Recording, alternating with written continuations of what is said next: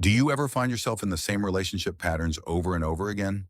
Perhaps you constantly crave closeness, but live with a persistent fear of abandonment. Or maybe you feel a deep desire for connection, yet an equally strong, instinctual need to pull away when someone gets too close. These recurring cycles can be confusing and painful, but they are not random. They are often rooted in your earliest life experiences, and understanding them is the first step toward building the healthier, more fulfilling connections you deserve. Introduction and value proposition. Today, we are going to explore the foundational psychological concept of attachment theory. This video is for anyone who has ever felt bewildered by their own reactions in relationships, for those who wish to break free from patterns that cause them pain, and for anyone who wants to build stronger, more secure bonds with the people they love. We will explore what attachment theory is, the science behind how it shapes your brain and nervous system, and we will dive deep into the four primary attachment styles. Most importantly, we will provide a comprehensive guide filled with practical, science-backed techniques and exercises you can begin using today to understand your own style and move toward a more secure way of relating to yourself and others. The why, understanding attachment theory. Attachment theory, first developed by psychologist John Bowlby, proposes a simple yet profound idea. As human infants, we are biologically wired to seek proximity to a primary caregiver for survival. This is not just about food or shelter, it's about a deep need for safety, comfort, and emotional regulation. When a caregiver is consistently available, responsive, and attuned to the infant's needs, that child develops a secure base. This secure base becomes their internal working model for how relationships function, teaching them that it's safe to depend on others and that they are worthy of love and care. This early template gets encoded in our developing brain and nervous system. When we experience safe, nurturing connection, our brain releases hormones like oxytocin, which facilitates bonding and trust, and vasopressin, which is linked to long-term pair bonding. This cocktail of neurochemicals reinforces the neural pathways for safety and connection. Conversely, if a caregiver is inconsistent, neglectful, or frightening, the child's stress response system is chronically activated. This leads to elevated levels of the stress hormone cortisol, which can wire the nervous system for a state of hypervigilance or shutdown. In simple terms, your body learns that relationships can be a source of stress rather than safety. These early experiences profoundly shape the neural architecture that governs how you regulate your emotions, respond to conflict, and experience intimacy for the rest of your life. If you recognize insecure patterns in yourself, you are far from alone. Current research suggests that while approximately 50 to 60% of the population has a secure attachment style, a significant 40 to 50% falls into one of the insecure categories. This means that nearly half the people you meet are navigating similar challenges. Before we continue, let's address some common myths. Myth 1. Your attachment style is a life sentence. This is unequivocally false. The brain has a remarkable capacity for change, a concept known as neuroplasticity. Through conscious effort, new experiences, and therapeutic work, you can develop what is called earned security. You can build a new internal working model for relationships. Myth 2. Insecure attachment means you are flawed. This is a critical misunderstanding. An insecure attachment style is not a personal failing. It is a brilliant and logical adaptation to an insecure early environment. These patterns helped you survive a challenging situation. The goal now is to recognize that while they were once useful, they may no longer be serving you in your adult relationships. Myth 3. This is about blaming your parents. This journey is about understanding, not assigning blame. Many caregivers provide the best care they can with the emotional tools and resources they possess, which were often shaped by their own childhoods. This process is about gaining insight into your past to empower your future. The 4 attachment styles, identification and strategies. Let's explore the 4 main attachment styles. As we go through them, notice which one feels most familiar. It's common to see a bit of yourself in more than one, but one style typically predominates. 1. The secure attachment style. If you have a secure attachment style, You generally hold a positive view of yourself and of others. You are comfortable with intimacy and closeness, but you are also comfortable with independence and autonomy. You can trust others and be trusted in return. You are able to communicate your needs and feelings openly and effectively, and you can regulate your emotions even during conflict. This style is the foundation for resilient, satisfying long-term relationships. How to maintain and strengthen security. Practice proactive communication. Don't wait for problems to arise. Regularly check in with your partner about their feelings and needs. Be a secure base for others. Offer consistent support and encouragement to your loved ones. When you act as a secure base for someone else, you reinforce your own internal sense of security. Engage in mutual co-regulation. When your partner is distressed, offer a calming presence through a hug, a soothing tone of voice, or simply by listening without judgment. This shared regulation strengthens the bond and reaffirms safety. 2. The anxious, preoccupied attachment style. Individuals with an anxious attachment style often have a negative view of themselves, but a positive view of others. You crave deep intimacy and can feel a sense of unease or incompleteness when you are not in a relationship. You might have a persistent fear of abandonment, causing you to be hyper-vigilant to any signs of your partner pulling away. This can lead to what is known as protest behavior, such as excessive calling or texting in an attempt to reestablish connection. This style often develops from a childhood where caregiving was inconsistent. The parent was sometimes available and attuned, and other times distracted or unresponsive. The child learns that they must amplify their distress to get their needs met. Actionable strategies for healing. Technique 1. Master self-soothing. The primary task is to develop the ability to regulate your own emotional state without immediately seeking external validation. The science. When you feel anxiety, your sympathetic nervous system, the fight or flight response, is activated. Self-soothing techniques activate the parasympathetic nervous system, the rest and digest system, calming your physiology. How to do it. The containment exercise. When you feel a wave of anxiety, find a quiet space. Close your eyes. Imagine a strong, secure container. It can be a treasure chest, a vault, or a beautiful box. Mentally place your overwhelming fear or anxiety inside the container. You are not ignoring it, but setting it aside to deal with when you are calmer. Lock the container and imagine placing it on a high shelf. Tell yourself, I can come back to this later. For now, I am safe. Why it works. This visualization technique creates mental distance from the overwhelming emotion, giving your prefrontal cortex, the rational part of your brain, a chance to come back online. Technique 2. Challenge activating strategy. Thoughts. Activating strategies are the anxious thoughts that urge you to seek immediate reassurance. The science. This is a core principle of cognitive behavioral therapy, CBT. By identifying and restructuring distorted thoughts, you change the emotional response. How to do it. The thought record. Situation. My partner said they would call after work, and it's an hour later than expected. Automatic anxious thought. They've forgotten about me. They don't care. Something is wrong. Evidence against the thought. They were very loving this morning. They mentioned their boss scheduled a late meeting. They have always called me back eventually in the past. Balanced, secure thought. I feel anxious because my expectation wasn't met. However, the most likely reality is that they are simply delayed. I can soothe myself for 30 minutes and trust that they will connect when they can. Why it works. This practice trains your brain to pause and assess reality rather than immediately accepting the anxious fear as truth. Bonus tip.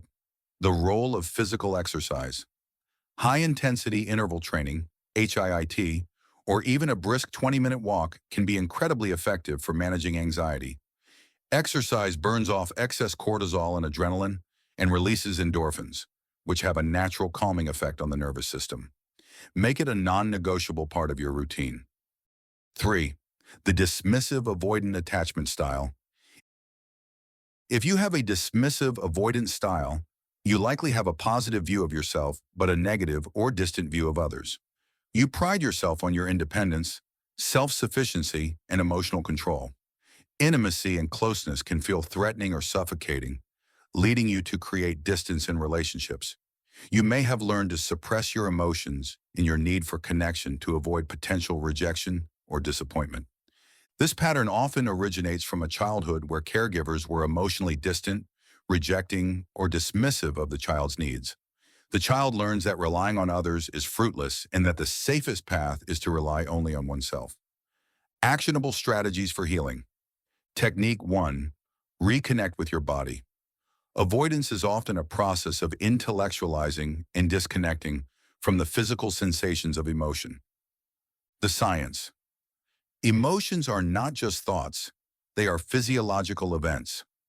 Learning to notice and tolerate these sensations is the first step to processing them. How to do it. The body scan. Sit or lie down comfortably. Close your eyes. Bring your attention to the top of your head and slowly scan down through your entire body, part by part.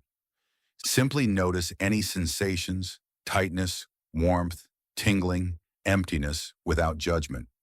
When you notice a sensation in your chest or stomach, just label it. This is what tightness feels like, or this is what emptiness feels like.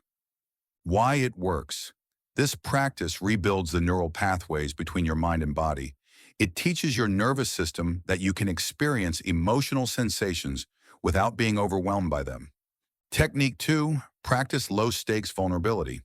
The belief that vulnerability is dangerous must be disproven with new evidence. The science, this creates a corrective emotional experience. When you reveal a part of yourself and are met with acceptance, it updates your internal working model. How to do it. Start with safe, non-romantic relationships. Instead of saying your day was fine, share one specific, non-threatening detail. My day was okay, but I had a really frustrating meeting this afternoon. Share a preference or an opinion, even if it's small. I actually prefer this coffee shop over the other one. Why it works. These small acts of self-revelation build your tolerance for being seen and known, demonstrating that it can be a positive experience. Bonus tip, the power of journaling. For those uncomfortable with verbalizing emotions, journaling can be a private and powerful first step. Use prompts like, what was one thing that made me feel uncomfortable today, and where did I feel it in my body? Or, if I wasn't afraid, what is one thing I would want to tell my partner? This allows you to explore your inner world without the perceived pressure of another person's reaction. 4.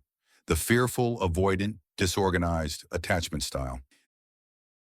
This is the most complex attachment style, characterized by a fluctuating and unstable view of both self and others. If this is your style, you likely experience a profound internal conflict. You simultaneously desire intimacy and are terrified of it. Relationships can feel chaotic and overwhelming. You may find yourself pulling a partner close one moment, only to push them away the next out of a deep-seated fear of being hurt. This style is often, though not always, associated with a childhood marked by trauma, abuse, or neglect, where the caregiver, the person who was supposed to be a source of safety, was also a source of fear. This creates a fright without solution in the child's mind. Actionable strategies for healing. Technique 1. Build a foundation of safety. Your first and most important task is to help your nervous system feel safe in the present moment. The science, traumatic experiences can keep the amygdala, the brain's alarm system, in a state of constant activation. Grounding techniques signal to the amygdala that the past danger is over and you are safe now. How to do it. Orienting exercise. When you feel a wave of fear or confusion, stop what you are doing. Let your eyes slowly scan the room you are in. Let your head and neck turn naturally. As you look around, find 3 to 4 objects that you find pleasant or neutral to look at. A plant, a picture on the wall, the color of a blanket. Softly say to yourself, I am here in this room. I am seeing the lamp. I am seeing the window. In this moment, I am safe. Why it works. This simple act of orienting to your present environment is a powerful nervous system regulator, interrupting the emotional flashback and anchoring you in the now. Technique 2, embrace both and thinking.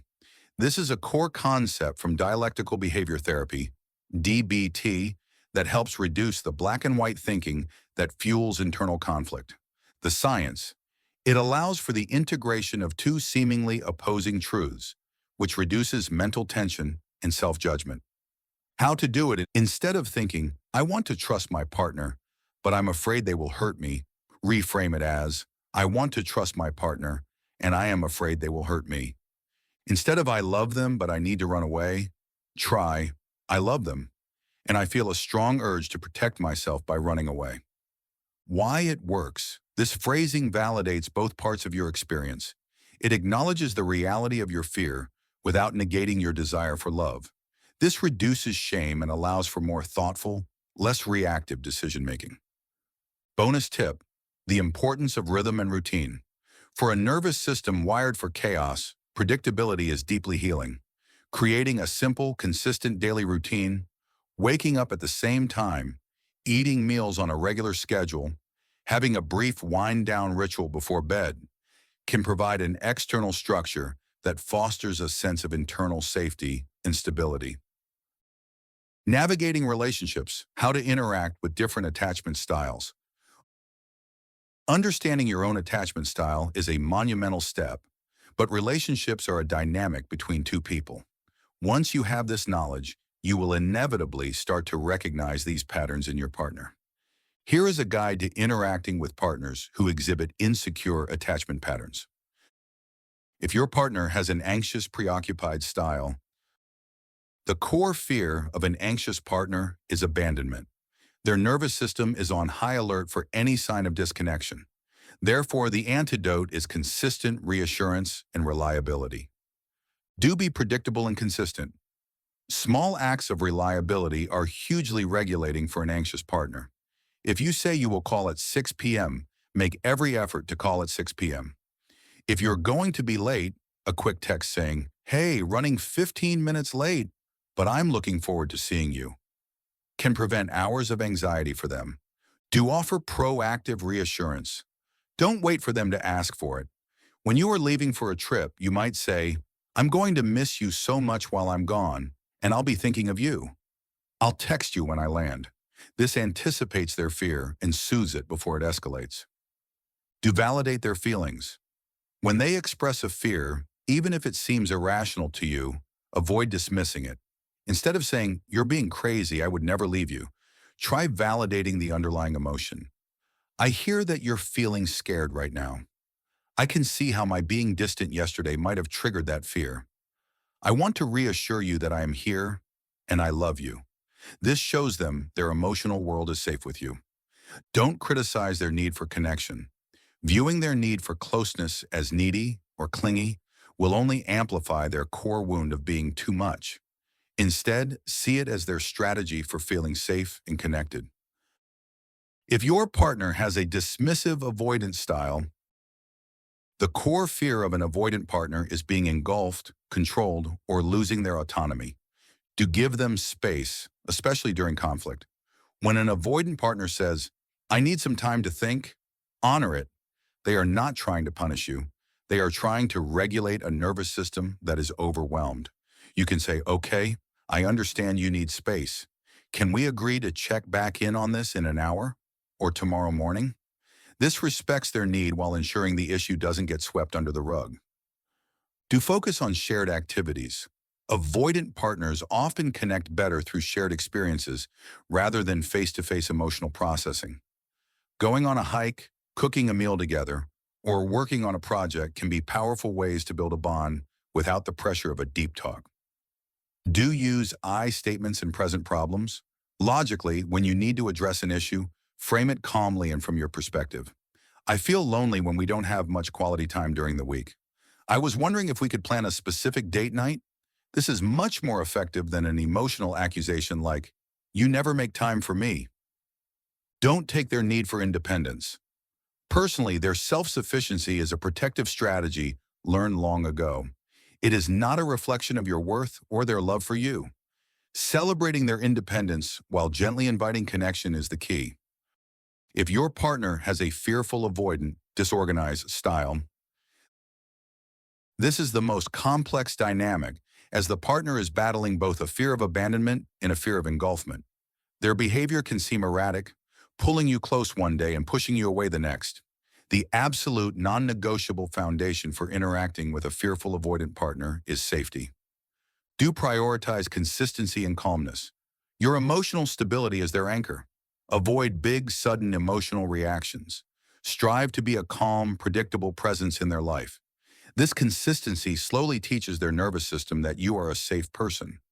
Do be patient with the come here, go away dance. Understand that this is not about you. It is their internal battle playing out. When they push you away, it's often because the intimacy they craved suddenly feels terrifying. Give them gentle space, but remain a warm, available presence. Don't punish their withdrawal. Do encourage individual therapy gently. Because this style is often rooted in trauma, professional help is invaluable. You can frame it as an act of self-care for them. I see how much pain you're in, and you don't deserve to feel that way. I've heard that some types of therapy can be really helpful for working through these feelings. Don't become a caretaker at the expense of yourself. It is vital to maintain your own hobbies, friendships, and self-care practices. Your well-being cannot be dependent on their emotional state. A strong sense of your own self provides a healthier dynamic for the relationship. Information on professional treatment. While self-help is powerful, working with a qualified, attachment-informed therapist can accelerate your healing journey, especially for those with a fearful avoidant style. Therapies to look for include emotionally focused therapy, EFT, excellent for couples. It focuses on de-escalating conflict and creating new, secure patterns of interaction. Attachment-based psychotherapy explores how your early attachment experiences are impacting your present-day life. EMDR, eye movement desensitization and reprocessing, a highly effective therapy for processing the traumatic memories that can be at the root of disorganized attachment. A therapist provides a secure base from which you can safely explore your fears and patterns, offering corrective emotional experiences in real time. Precautions and potential dangers. Ignoring insecure attachment patterns can have significant long-term consequences. It is a major risk factor for chronic anxiety, depression, and substance abuse issues. Over time, these patterns can become more entrenched, leading to a life of relational dissatisfaction and loneliness. The most crucial preventative measure is to take your patterns seriously and commit to the journey of awareness and change. How to make it a sustainable habit. Understanding this information is the first step. Lasting change comes from consistent practice. Start micro. Do not try to overhaul your entire personality overnight. Choose one single small exercise. Maybe it's practicing the 4-7-8 breath once a day or journaling one sentence about how you're feeling. Anchor to an existing habit. Link your new practice to something you already do automatically. For example, after I brush my teeth in the morning, I will do a 60-second body scan. This is called habit stacking and dramatically increases your chances of success. Track your wins, not just your failures. Keep a small notebook. At the end of each day, write down one instance where you noticed an old pattern but chose a new response. For example, I felt the urge to anxiously text my partner, but I did a grounding exercise instead. This builds self-efficacy and momentum. Find secure role models. Spend time with friends or family members who have a secure attachment style. Observe how they handle conflict and express their needs. Healthy connection is learned, and you can learn by observing others. Practice self-compassion. You will slip up. You will revert to old patterns, especially when you are stressed or tired. When this happens, the goal is not self-criticism. The goal is to say, there's that old pattern. It's okay. I am learning. Let me try again. Compassion is the antidote to the shame that keeps us stuck. Conclusion. Your attachment style is a blueprint, not a prison. It was formed out of a deep, intelligent need to adapt to your early environment. Now, as an adult, you have the awareness and the tools to update that blueprint. By learning to identify your patterns, soothe your own nervous system, challenge your fears with new evidence, and communicate your needs with clarity and kindness, you can consciously and deliberately build the secure, loving, and fulfilling connections you have always wanted and deserved. This is not a quick fix, but a worthy and transformative journey back to yourself. Encourage viewers to like the video if they found it helpful and subscribe for more research-backed mental wellness content. Prompt them to share the video with someone who might need it. Include a call for comments, perhaps asking which attachment style resonated with you the most. Share in the comments below. Disclaimer: this video is for educational and informational purposes only. The information we're sharing is designed to support, not replace, the relationship that exists between you and your healthcare provider.